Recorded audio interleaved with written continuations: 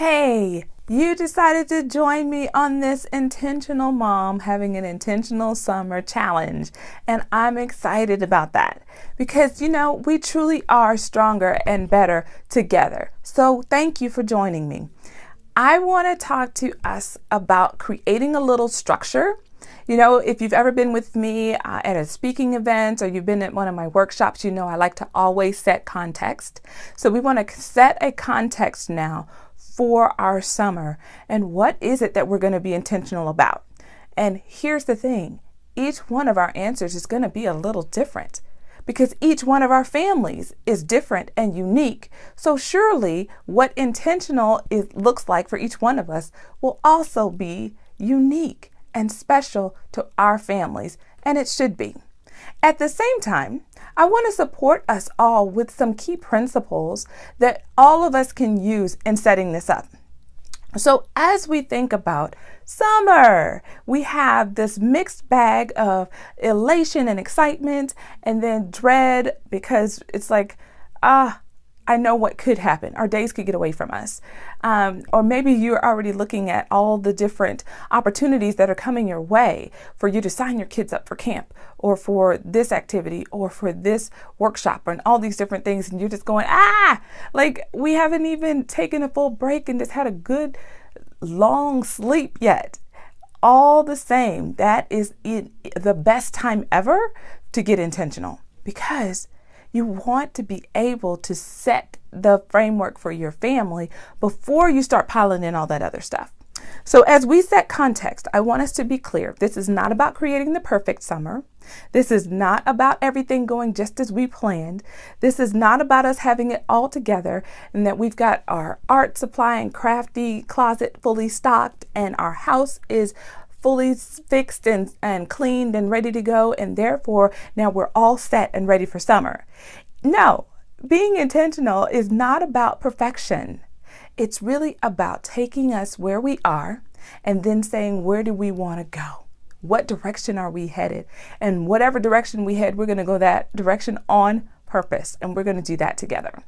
So I've created a couple of worksheets for you, and you'll be able to go to my website and you'll be able to click the intentional summer and go right on in and you'll see these to download.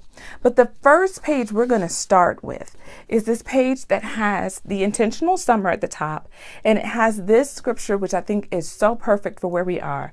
It says, "Teach us to number our days and recognize how few they are. Help us to spend them as we should." And truly, that is what we're going to be about this summer. And I want us to start out our context by getting clear on just how many days do we have. Summer, that's a very vague idea of a time frame. I want us to get crystal clear because that's going to help us to be intentional and focused because we're clear that we don't have forever for this. We have a certain amount of time, and let's figure out what that is. So on this worksheet, the first part you're going to fill out, it's going to say, what's the date of the last day of school for you? And if you look at that sheet, you'll be able to say the last day of school, and you'll fill it in. The next one you're going to fill in is the first day of school. What day does the school year start for your children next year? And you're going to fill that in. And then between those, you're going to go in and you're going to determine the total number of days for summer vacation. And you're going to write it in that box. And then from there, you'll be able to have a crystal idea of exactly how much time we're dealing with. So that it's not this temptation of we're just going to slowly ebb into our summer vacation. We're going to get crystal clear on what it is. And then if we want to get slow about it and relaxed about it, we're doing all of that on purpose. We're not just doing that because we're avoiding looking at the calendar because we don't even want to think about next year. And if you're saying that, I totally get it. You're like, I don't even want to think about the first day of school. Yeah. If you think about it this one time, you don't have to think about it again. Because then it's not in the back of your mind all summer going, oh man, school's going to start in another month. School's going to start in another 3 weeks. Instead, you're going, I've already thought about that. And that's why I have the freedom to just lay out here by the pool while my kids are swimming, or for us to not wake up until noon if we don't want to, because we've already thought about the time, and this is exactly what we wanted to do. That makes sense? So I want you to fill out the top part of that, and I want you and your family to get crystal clear on how much time you have. After that, at the bottom of that sheet is this really, really exciting part for me. It comes from the framework of a book written by Gary Keller and Jay Papasan called The One Thing. And The One Thing is a book that's all about getting clear and focused on your priority. And they talk about how the word priority shouldn't be plural in saying priorities, but getting clear on your one thing. And when we get crystal clear on our one thing, it helps all the other noise to fade away in our lives so that we can stay focused. Now, let me tell you, in our family, we have, you know me, I have 7 children, and then it's my husband and I. We have my parents that live across the street. So altogether, there's 11 of us trying to do almost anything every time we get together. And for the holidays this past year, my sister came in from out of town, and we've got all these adults, because I have 2 of my children are adults now, and we're trying to determine what to do in the holidays. And in the past, what we've done is we've had breakfast in the morning, and over breakfast, someone might mention, hey, there's a light show in town, or I wanted to go by and see this tourist thing. And I have a friend and they wanted me to come over. And we're very just, as it comes, as it flows, we're going and doing things. And we end up overcommitting ourselves. We end up overextending, and we end up saying we can do more than we actually physically have the time or energy or even the desire sometimes to do. And by the end of our vacation together, we're all tired.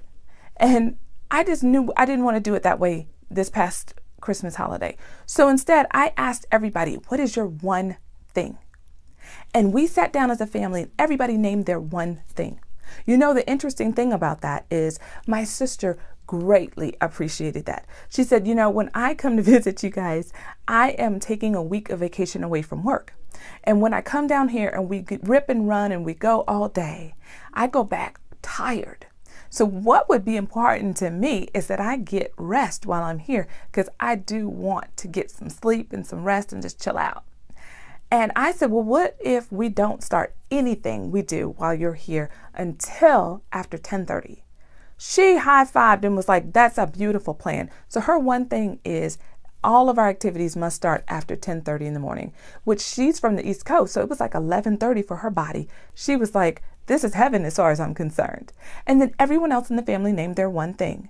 So our entire focus while Aunt Dawn was in town was to make sure that we did everybody's one thing for the holidays.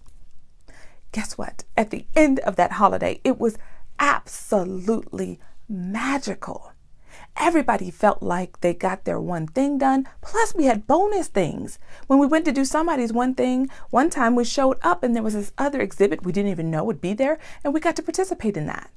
Another time, as we were driving, we discovered this whole other setup during the holidays that we didn't know existed. It was like these bonus opportunities came up while we were just en route to do our one thing. And I want to encourage you that the same could happen for you and your family. If you will commit to the one thing, it might sound like you're going to miss out on so much this summer. And I just want to encourage you that instead of that, it actually helps you to stay focused on what's most important and allows other bonus activities to come along and support that and enrich that instead of take away from it because you never got clear on it in the first place. So that's why at the bottom of that sheet, you will see clearly a space there that it asks, what's your one thing this summer? And that's what I want you to ask your family. What's your one thing that would make this summer amazing? And then take note of each family member's answers. I think that you will find this to be supportive of you, of getting really clear on what really matters. My oldest children, immediately, they said, we just came out of college finals. I'm exhausted. If we could just have some real quiet family time for connection and quiet house for me to rest, I'm happy golden. Keep the fridge stocked. I'm all good. You might be surprised at how simple their answers are, where in the past, maybe we've been real tempted to go out and create a lot of opportunities when really some of the best opportunities might be right there in your home. So that is just going to be the first part of our journey together. Get clear on your days. We're going to number those days so that we can be just clear on how much time we have. And then we're going to get clear. The second step there is going to be get clear on what is your one thing and what's the one thing for each person in your family. And then I'll be back for the next step in our challenge.